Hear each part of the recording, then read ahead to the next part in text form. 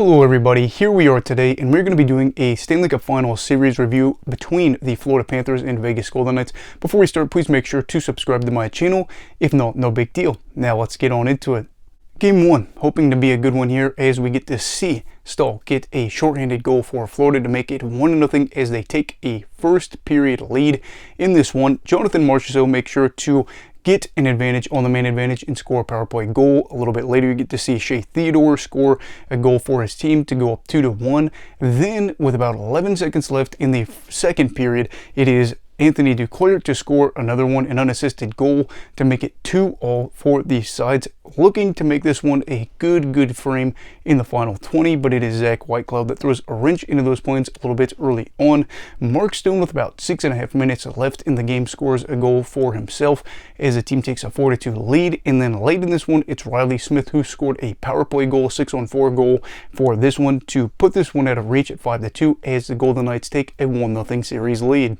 In Game 2, which was hoping to be a bounce-back game for the Panthers, ended up not really being that, as we saw the Vegas Golden Knights get out to another lead here. We saw Jonathan Marchessault, who had a really good point streak in this playoffs, ends up scoring a power play goal 7 minutes into the game before Alec Martinez scores one for the side, the home side, to make it 2-0. Nick Waugh ends up making it a little bit later, I think it's 3 minutes later, makes it 3-0, and the comeback Cats needed a little bit of magic to make things happen. Brett Howden makes sure that they feel like this a little bit harder with a goal there to make it 4-0 after 40. Lundell did score a goal in this one 11 seconds into third, but Marchessault responds again for this team within 2 minutes, and then we also see an Amadio goal to make this 6-2. Tkachuk gets a goal. Actually, it was 6-1, but then Tkachuk gets a goal in this one.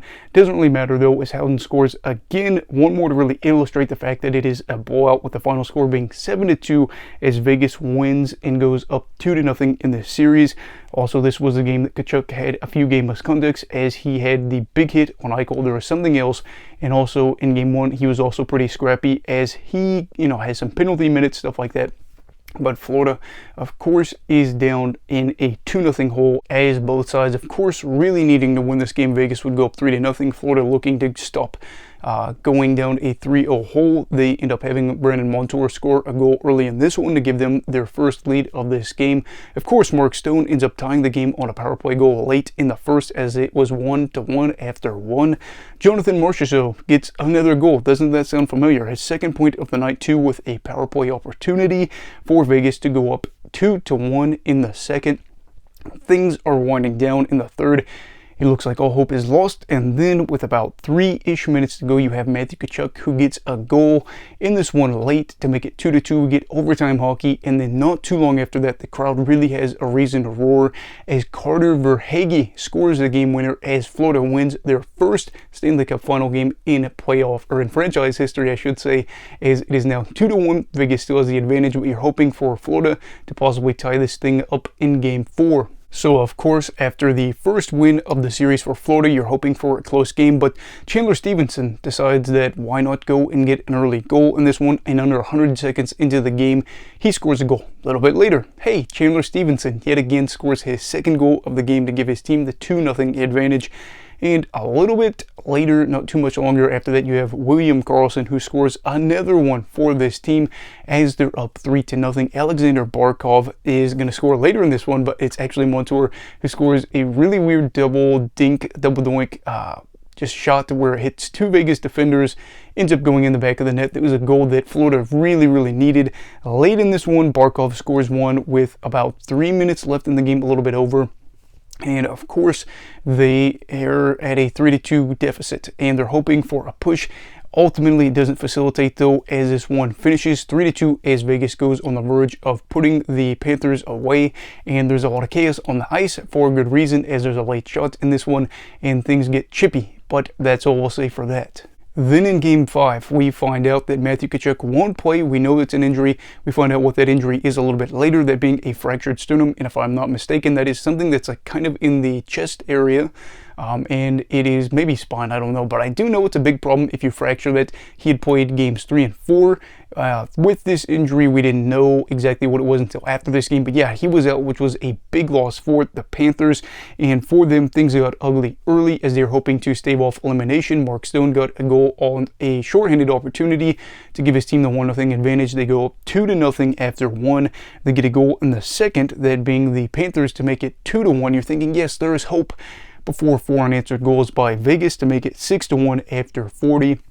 It's basically over. You know that the last game of the season is on, and it is not a good one, but luckily for the Panthers, they do make it a little bit better. At one point, it gets to be 7-3 in the third, but 2 more goals by the Golden Knights make it 9-3, as that is all she wrote, not only for this game, but for the series, as the Vegas Golden Knights win their first Stanley Cup in franchise history.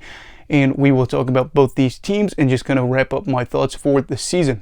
So for Florida, this was an unfortunate loss, but they, of course, were able to make their first Stanley Cup final trip for the first time in nearly 25, actually over 25 years. The other one being back in 1996. They won their first Stanley Cup final game, and they really weren't supposed to be here. They were the very last team to make it in on either side, had the lowest point total, were able to make a lot of history along the way, and got the job done up until now. What went wrong for them was the fact that, of course, they are not the team that is the Vegas Golden Knights, and Vegas is really deep. Florida is not bad, but, Vegas's depth is unmatched. And for the Panthers, special teams seem to be an issue for them. I think they had a really bad PK unit in this, or at least they struggled to not allow a lot of power play goals. And then I think they may have just had 1 power play goal this whole series. That's not going to be good. And then when you have a team like Vegas that absolutely dominates the opposition at 5-on-5, especially this postseason, they were going to have a hard time dealing with this. So ultimately for them, they lose in 5. As for Vegas, it's time to party. Of course, the Golden Knights are not the most loved team in the league by any means. We all know that, as they are just 6 years into their franchise history. Now they have 2 trips to the Stanley Cup final, this one being the first time that they're ever able to hoist the cup. And this is big news for them, the city, the region, of course, as hockey continues to bloom there in that market. And you're hoping this is a big stepping stone to kind of get those younger fans especially kind of ingrained to where they remember this as a core memory and get interested in hockey. And whether or not that means playing it or just buying merchandise and supporting the league, I really can't tell you. But all in all, Vegas did an absolutely phenomenal job. They had an early loss in the first round against the Winnipeg Jets, and people started to wonder, with the goalie issues, would that be a problem? No big deal. They beat them in 5. They beat Edmonton in 6. They beat Dallas in 6. They beat Florida in 5. And they really weren't tested, it felt like, in a lot of these series. And for them, they're able to have some core guys that had been there and done that and not been able to get over the hump. Now they're over the hump. They've got multiple guys that have never won a Stanley Cup before, that have won a Stanley Cup. It truly is incredible. And I just think the fact that if this was a different team, maybe a lot of people wouldn't hate on them as much. But the fact that it was an expansion team, mind you, these were players that some of the foundation guys were not protected in the expansion draft. It is one of those things where, yes, they've been really good, but of course, these were the unwanteds of other teams. And I have to say congratulations to Vegas as they look to possibly win a second one next year. We'll have to see, though. What are your thoughts for this? Let me know down below in the comments. Also, please make sure to like this video if you enjoyed it. I actually will be posting a video tomorrow about my plans for the off season. I promise I'm not going anywhere. Anyway, everybody, please make sure to stay safe. Have a great night, and you go love hockey, all right. Goodbye, Brigadiers and Brigadettes. This is your captain signing off. Have a great night.